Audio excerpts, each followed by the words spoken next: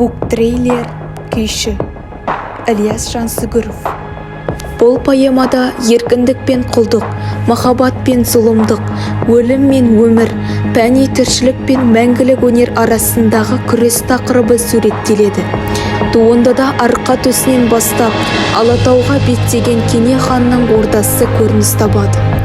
Ханның ордасына Сары Үйсін руынан шыққан күйші жігіттің 99 сарлы, ащы, тәтті күйлерімен бай мен бек, би мен датқа, хан ордасына қуаныш пен шаттық, рахат пен ләззат сыйлап отырғаны, осындай естіген жанды тылсымдай баурайтын киелі өнер иесі күйшіге хан Кененің қарындасы Қарашаштың көзі түсуі, Қарашаш пен күйші арасындағы терең психологиялық тартысы, адам сезімдерінің алапат шарпысуы сипатталады.